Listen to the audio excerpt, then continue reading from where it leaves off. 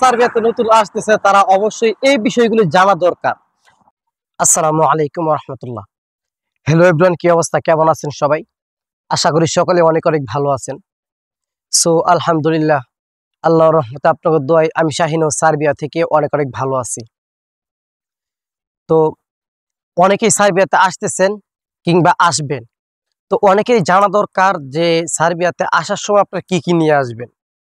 তো অবশ্যই এই বিষয়গুলো আপনাদের জানা দরকার। আর যদি আপনারা এই জিনিসগুলি না আনেন তাহলে অনেক সমস্যায় ভুগতে পারেন। তো সম্পূর্ণ ভিডিওটাই না টেনে দেখুন, আর অবশ্যই কমেন্ট করবেন। আপনার কোনো মতামত থাকলে অবশ্যই কমেন্টে জানাবেন। তো সার্বিয়াতে নতুন যারা আসতেছেন তারা অবশ্যই যে জিনিসগুলো নিয়ে আসবেন মান্থলি, প্রথম আপনারা এই জিনিসগুলো অবশ্যই নিয়ে আসবেন। প্রথম হলো আপনারা শীতের কাপড় অবশ্যই নিয়ে আসবেন, কারণ সার্বিয়াতে আপনারা জানেন প্রচন্ড শীত এবং তুষার পড়ে। আর দ্বিতীয়ত গরমেরও কাপড় নিয়ে আসবেন, ঠিক আছে? তো সার্বিয়াতে যেমন শীত তেমনই গরম, ঠিক আছে? শীত একটু বেশি সময় থাকে এবং গরম একটু কম সময় থাকে।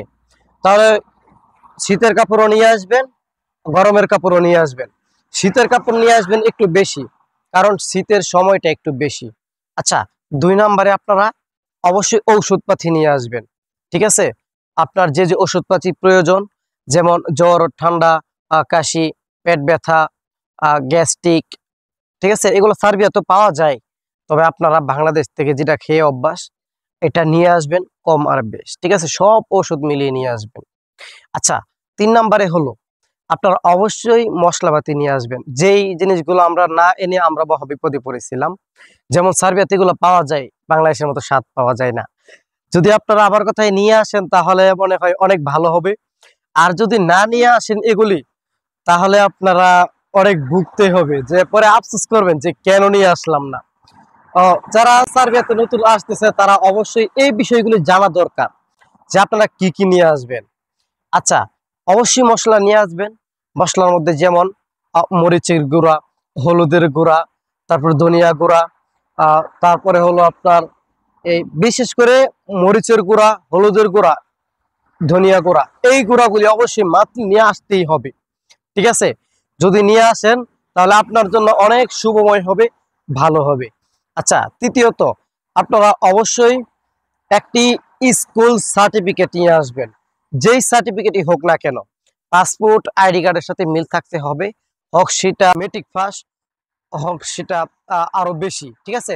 আপনারা যেমনই হোক অবশ্যই এই একটা সার্টিফিকেট নিয়ে আসবেন। কেন নিয়ে আসবেন?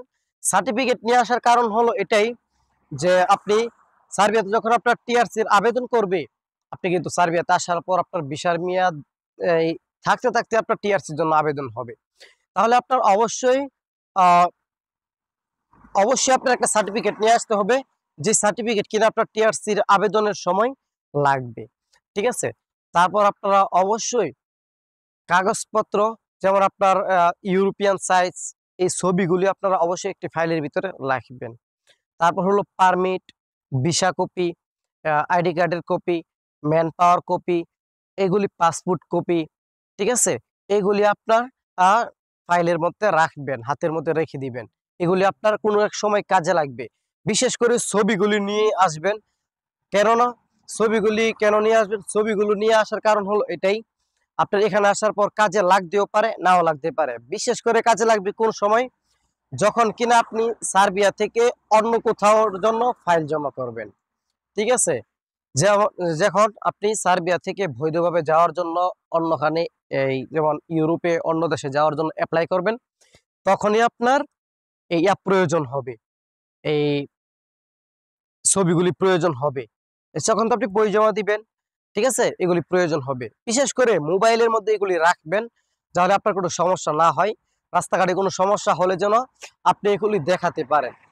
তো আশা করি আজকের ভিডিওটা আপনাদের কাছে ভালো লেগেছে। তো অবশ্যই লাইক, শেয়ার, কমেন্ট করে এবং আমার চ্যানেলটি সাবস্ক্রাইব করবেন।